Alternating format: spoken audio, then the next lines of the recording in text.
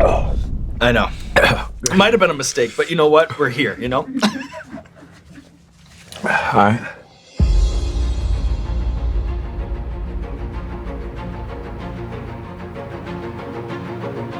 Hey, what's going on, everybody? For First We Feast, I'm Sean Evans, and you're watching Hot Ones. It's the show with hot questions and even hotter wings. And today we're joined by Cole Bennett. He's a music video director, hip-hop tastemaker, and the man behind the Lyrical Lemonade multimedia empire. Go check out his work with everyone from Eminem to Post Malone and many more on the Lyrical Lemonade YouTube page with its casual 20 million subscribers, of which I'm proud to say I am one. Cole Bennett, welcome to the show. Thank you so much for having me. How are you around quite spicy the introduction. food? Oh, well, you deserve it. Thank you, sir. I'm like really bad with spicy food. I always thought, one day if I ever do this interview, like how bad it will be for me. But I think I'll be good. I think I'll be good.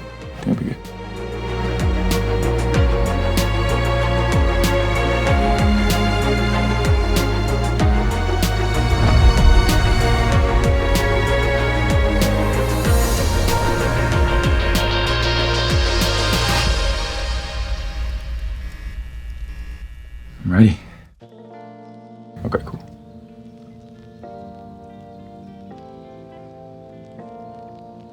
I'm good. Really good.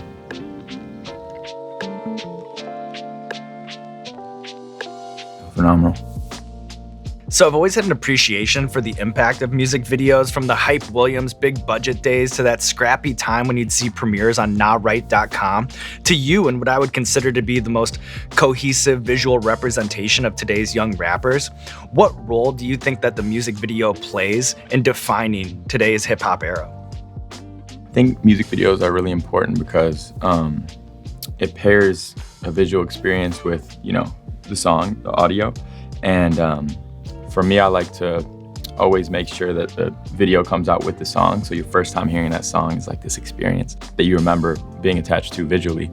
And I feel like music videos connect you with an artist, and they display their character and their personality, and you can get fun and bring someone out of their typical world. And I think it's just it's a moment, and it's an experience, and I think it's super important. That one wasn't bad at all. I'm feeling like I could do this. So like many creatives, I understand that your journey began by just grabbing a camera and making videos, not necessarily drawing inspiration from any particular filmmaker. But if you'll humor me, what I want to do is bounce a series of quotes off of you from people who are widely considered to be some of the greatest rap music video directors ever. Mm-hmm. And I'm just curious your reaction to them and whether or not they ring true to you, okay? Absolutely. So this first one is from Director X. Anytime I disagree with the artist, when the project is done, I found the artist to be right, within reason. I absolutely agree with that. I agree with that because I'm often in the same situation where I think I have a really good idea, and I might get a little bit of pushback from the artist, or they may have an opposing idea they want tweaked a little bit. I think that's just like our creative engine going. But when we make these adjustments, we notice that it actually does benefit the project. And I think letting outside eyes in that are so attached to the project as well can be very beneficial. So I'd agree with that. All right, up next from Hype Williams. Lighting helped me understand how I want to express myself. The more I worked on it, the more I realized I could control everything about what I was doing with color. Absolutely. Lighting can impact video more than we realize. It can give so much feeling and texture that we would never think of, And then one more for you from Spike Jonze. I love when me and my friends don't know how to make something. There's that risk of failure. If it's guaranteed not to fail, it's something you already know how to do. You finished on a good one. It's the best one. I'd say everything I do is going into things not knowing how it's going to turn out, and kind of shooting in the dark and hoping for the best. And I think that pushes us, and it pushes our creative boundaries to levels that can make us excel in many ways.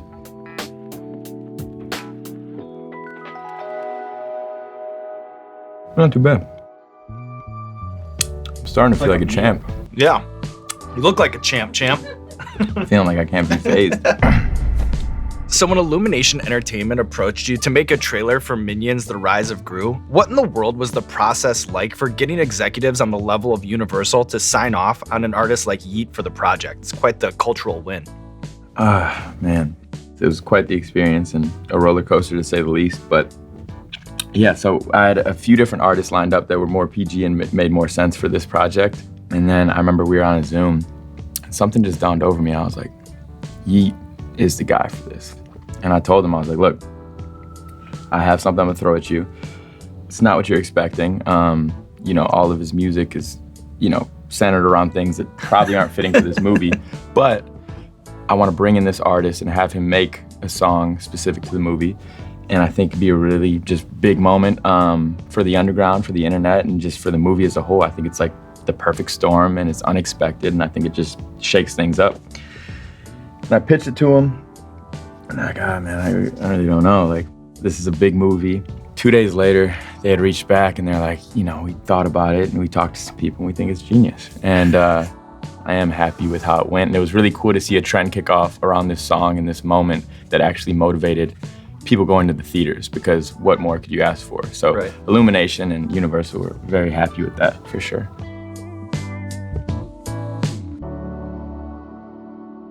Okay, cool. You're good. Going in. I haven't eaten, I had pretzels. And some butter. A little half stick of butter. My girl told me it would coat my stomach well, so did that. But it's like my lunch. It's a good lunch. So far, smacking. Yeah.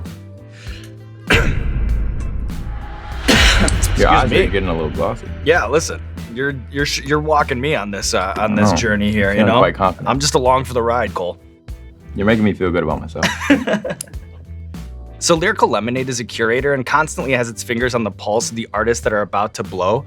I'm curious if you can articulate how you sift through the legions of internet rappers who, to the untrained eye, to the untrained ear, may seem homogenous.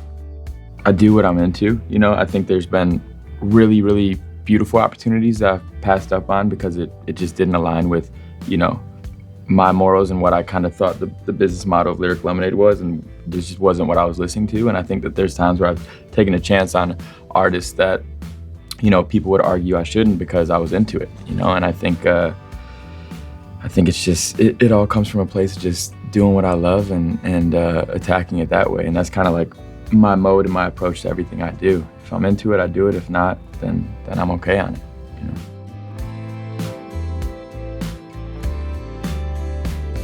Yeah, it looks like a Shirley Temple in a bottle. Like a cherry cream soda. Yeah, let's see if it tastes like a cherry cream soda. It looks like it might.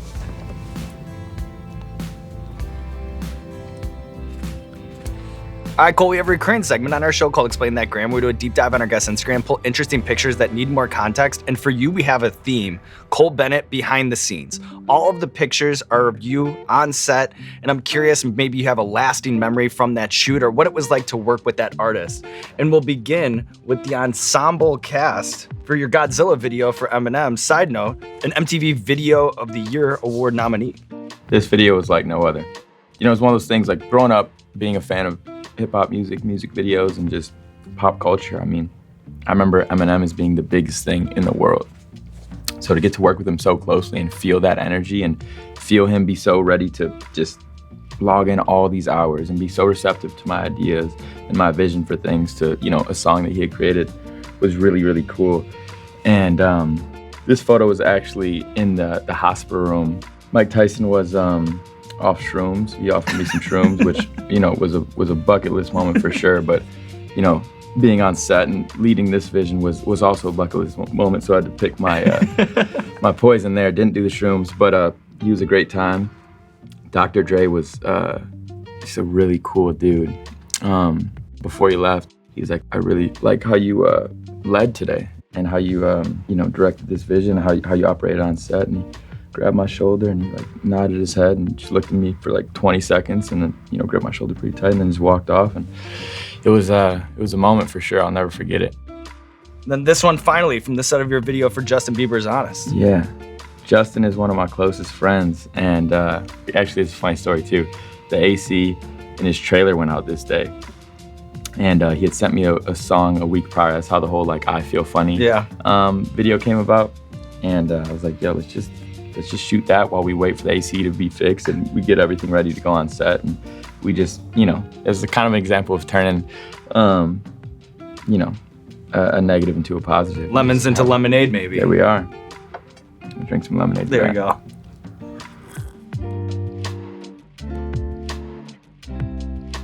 I like the design on this one. It's busy. A lot of text. I like text-centric designs. Well, it's a big compliment from you. We're doing the thing. Ooh. Yeah. That's one of them ones, huh? Goodness. Question for you real quick. Of course. Oh my gosh. The DJ Khaled one? Yeah. Hilarious. Yeah, classic. I actually don't even have a question. I just wanted to point that out. Put the hinges in the fuckboy's hands. Drop them in. So a quote of yours that really resonates with me comes from a 2018 interview that you did with Complex, where you said, "Eventually I'll be old and not in tune with things. I'm going to be an old dude who people aren't going to look to for new music." Does that kind of perspective, does that make you more terrified about the future, or is it actually kind of comforting? I think it's comforting. I do too. We just need to be honest with ourselves, and I think that you can only have your hand on the pulse of something, or finger on the pulse of something for so long, and I plan to graduate from this and get into other things and have new passions and explore new worlds and be the tastemaker within that. And I'll always be within the space of music, but I also have to understand that there's going to be people that come after me, and I want to inspire those generations and give them the tools to be able to do what I did, and just like the people before me did for me. And that's the whole name of the game. I think people that try to hold on to something for too long get a little burnt out. So you gotta be honest with yourself, and you gotta be honest with just how the game works.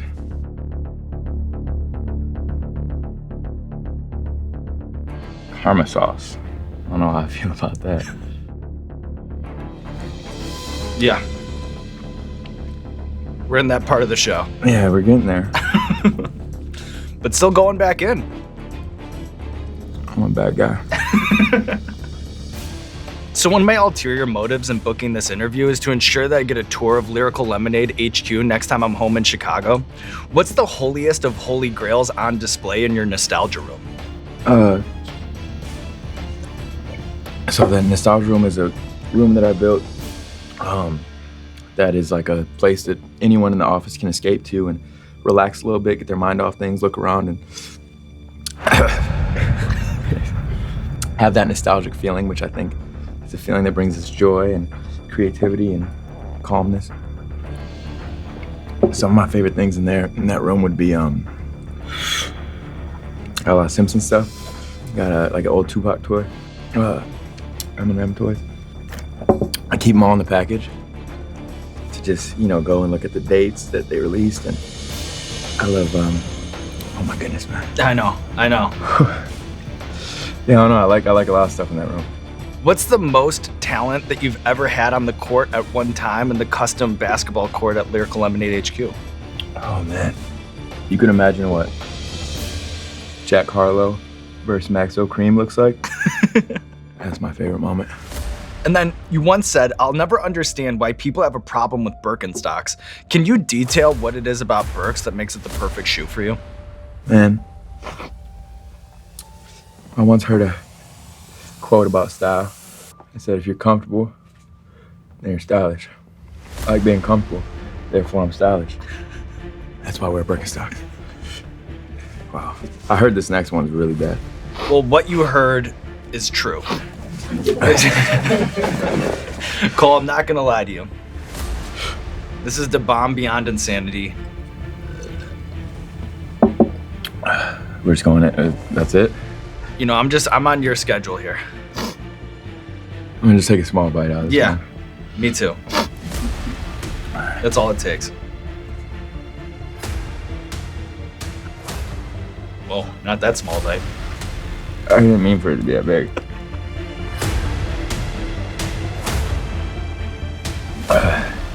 You know what? Yeah. I'm going for another bite. Whoa. You have to too. I'm going with you then. Oh goodness.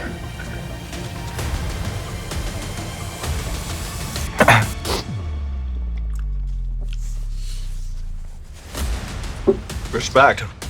I'm gonna do it. I gotta do it properly. Yeah, you got to. We're in it. We're in it. We're super in it. I know. It might have been a mistake, but you know what? We're here, you know? Hi. So there's a video on maxpreps.com showing off your highlights as a running back for the Plano High Reapers. What would you say is the crowning achievement of your Friday Night Lights career? Was it beating Sandwich High Indians 36-7 in the 2013 IHSA playoffs? You're crazy.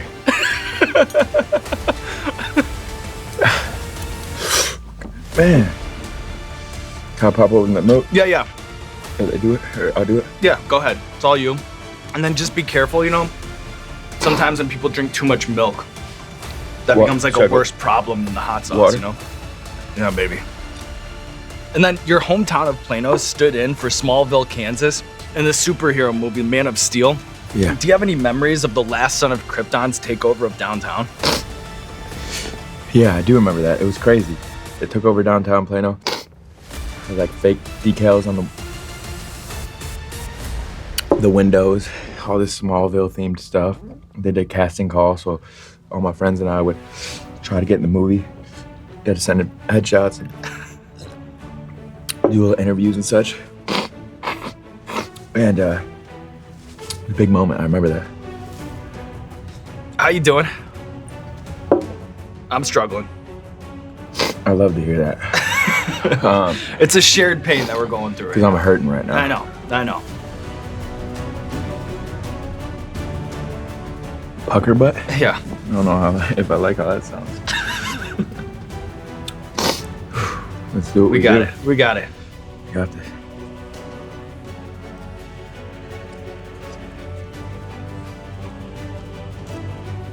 Still going in. I gotta catch up. I feel like I didn't get a good nibble that first time. Can you draw back the curtain on what it's like to have dinner at Diddy's house? Like, can you paint the picture for me in my brain? Yeah, so Diddy FaceTimes me one night. And he's like pitching a few ideas, things we could work on. I was thrilled, of course. I was waiting for that moment, you know, to get the Diddy cosign. And he's like, when are you in LA next? And I was like, I'm actually in LA right now, but I go back to Chicago tomorrow. And he was like, look, man, I don't want to put the puffy pressure on you, but why don't you stay another day, do dinner. Forgot what we ate. It was good though. It was some sort of chicken. And played me a lot of music. Talked a lot of ideas, gave me a lot of game. Spoke on a lot of history. Oh my goodness. He called me he looked at me, he laughed. He said, man, he's like, you're like the white puff. Oh, shit. So yeah, I appreciate Puff more than I could express. All right, Cole Bennett.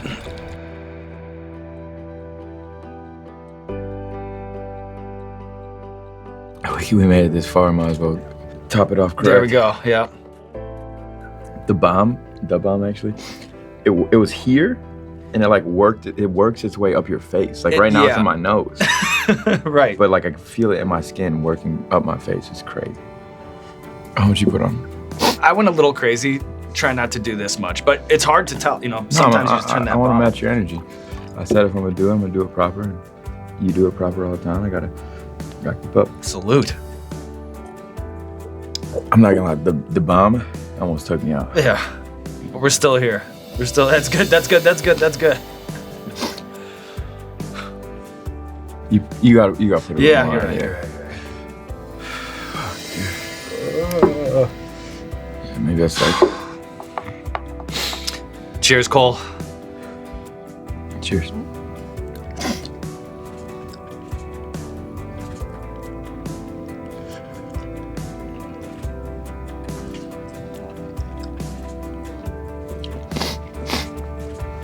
I know.